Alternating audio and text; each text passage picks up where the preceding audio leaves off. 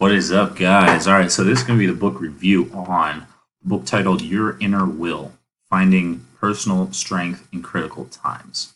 All right, so a little about the author. The author's name is Piero Ferrucci, and he is a psychotherapist and a philosopher. He's worked in this field for over 35 years.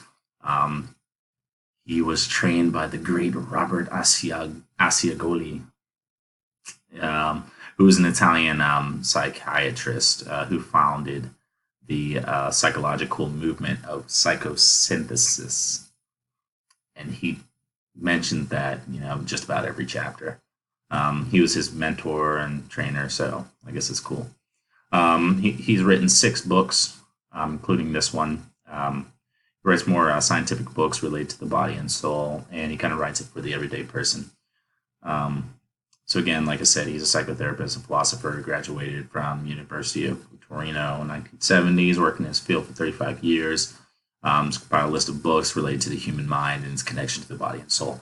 All right, so getting into the book, this book has 11 chapters, and the first, excuse me, is titled Freedom. And so this is talking about breaking out of prison. And I thought it was a great start to the book. So this chapter was about feeling free. So Piero goes through many different scientific studies of how the effects of free will change the mind, and how we will interact with the world, and how we do interact with the world. This chapter is kind of mainly purposes to tee off the remainder of the book. It's kind of obvious there, focuses heavily on the will, which is no shocker because the book is titled Your Inner Will. And so some kind of key elements to this chapter and this outline purpose is we are not robots roaming around aimlessly with no choice being made freely. However, we do have the ability to choose for ourselves, which is free will. And so I correlated this with a passage from the Bible, from Genesis 1:26. Then God said, "Let's make mankind in our image, in our likeness, so that they may rule over the fish in the sea and the birds in the sky, over the livestock and all the wild animals, and over all the creatures that move along the ground." So Christ gave us a free will, gave us free will in order to live a life out, excuse me, as He did. If we do not have this free will, then we're not creating the image of God. We can't image Him. So I thought that was really important, and a very nice start off in comparison to this, or in connection to this book. So some key things that stuck out in this book was everything starts with a decision. It is what forges our life. If we feel it as ours, we know our life belongs to us. If we cannot decide, or we let someone else decide for us, we will feel alienated and powerless. This gets into the thought of self-efficacy, the belief in being able to influence the course of events in being a cause. So the freer we are, the stronger we feel, whether illusory or implicit. And basically, what he was trying to get at here was, regardless of if there's 2 schools of thought: people who think that free will exists and people who don't think that free will exists. But regardless of people of if free will does exist or not, if you believe it to be so, then you'll feel freer, and then you'll feel stronger because of that, which is the whole illusory part of that. So they did a scientific study, some scientific guys in Hamden, Connecticut, and it was found that those who know how to decide and feel free do so were more active, social, and ended up having a mortality rate that was half that of the control group. So what they did with this experiment was, I thought it was pretty interesting. They had 2 groups of people in an elderly home, and they told one group of people that they get to decide for themselves what they get to do, when they get to eat, how the furniture looks, what activities they do throughout the day, when they sleep, when they eat, all this stuff. They get to choose everything. And then the other group, the control group, they were just told the staff will choose what you do. The staff dictates what you eat, what you drink, when you sleep, when you do your activities, etc., etc. And then again, just to reiterate that it was found that, the other group, the group that it's got to decide for themselves, the free will group, if you want to call it, they were happier, more active, more social, and it was seen throughout the years they followed up, and they actually had a higher, their mortality rate was half of the control group. So, in essence, they lived longer. So I thought that was pretty interesting way to start off the book. So that moves us on to the second chapter, the center, our true essence.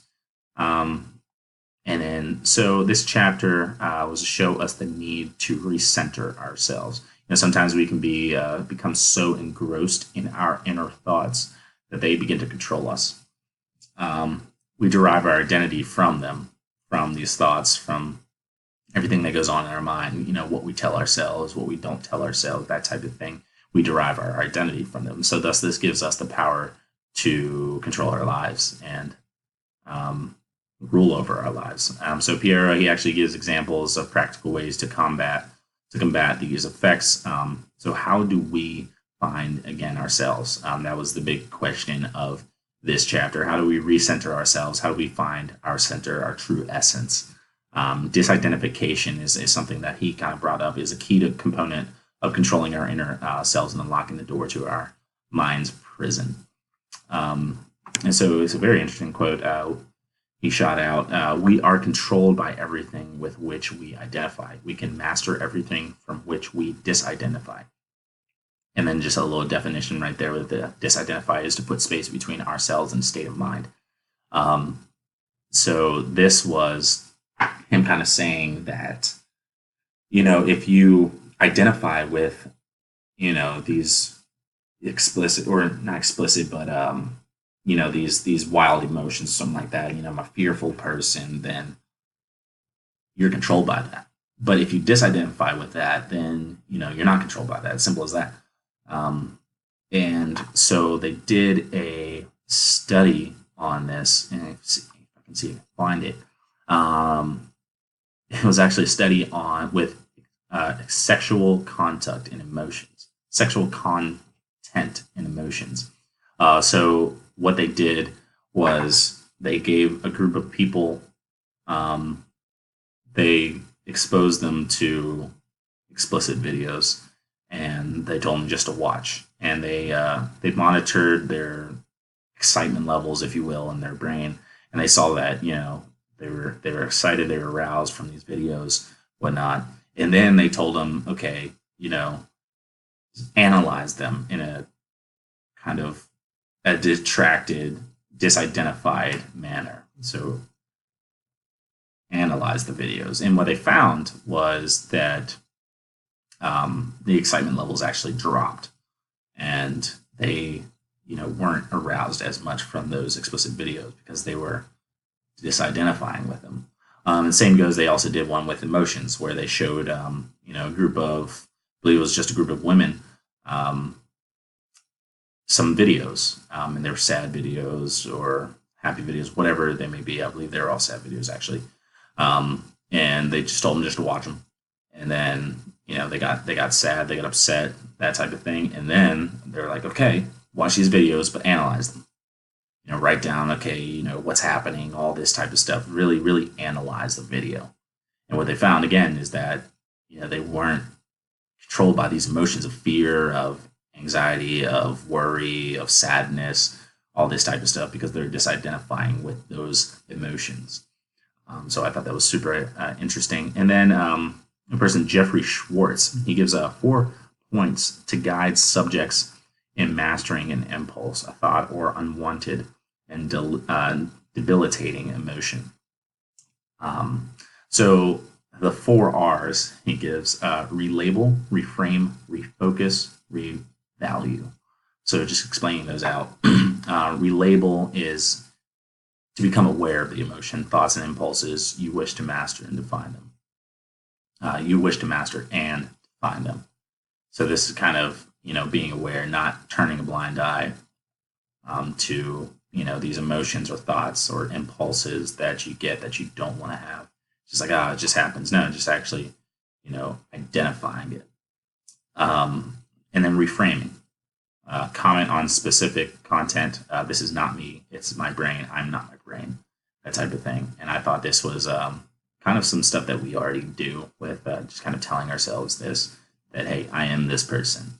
And it goes the same with, hey, I am not this person. So kind of reframing your mind, refocusing, shift your attention in other directions, do physical exercise, reading, etc.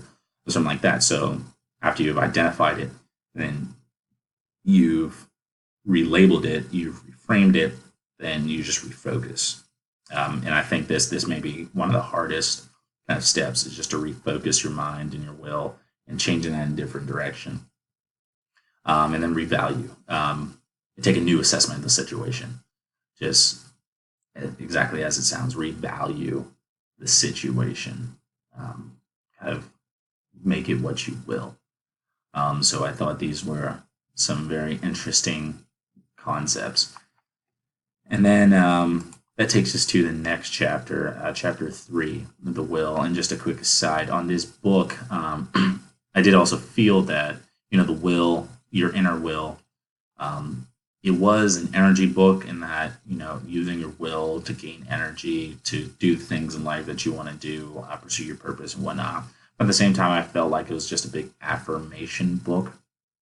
Affirmation to systems, affirmation to the equation, and that type of thing, affirmation to, our PUV, kind of. So that's just like that quick aside. So the third chapter was titled Will. To live is to choose. So this chapter was about the will, obviously. For a book titled, Your Inner Will, I honestly didn't find this chapter very lengthy, and it didn't really contain many novel points. The main focus was to point out that the will lets us see our limits and possibilities. So what does the will do? Again, it lets us see our limits and possibilities. The will is at the core of our inner strength. And, the act of saying no, this was super interesting. I thought it was super important. The act of saying no is more powerful, which is stronger willed than the act of saying yes.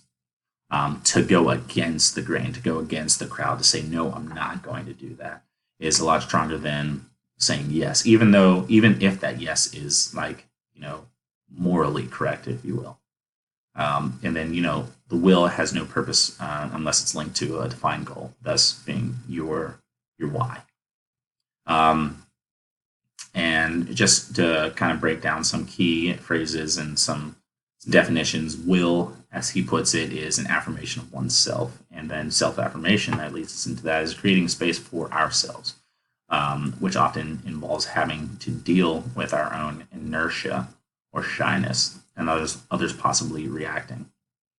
And then they did one study at the end, and the purpose of the study, or the conclusion that they derived from the study, was that strengthening the will in one area will transfer the same willpower to the other area. So it's pretty much, they did a study to where they saw that a group was strong-willed in one area, and then they monitored them in a different area, and they found out that that will kind of translated. It crossed the gap, if you will, of activities, and they were just a stronger willed person. It wasn't a stronger will in that scenario, it was a stronger willed person all together. So I thought that was super interesting in this chapter. But again, this chapter didn't contain much more than that, even though it was titled The Will, and it kind of went along with the title of the book.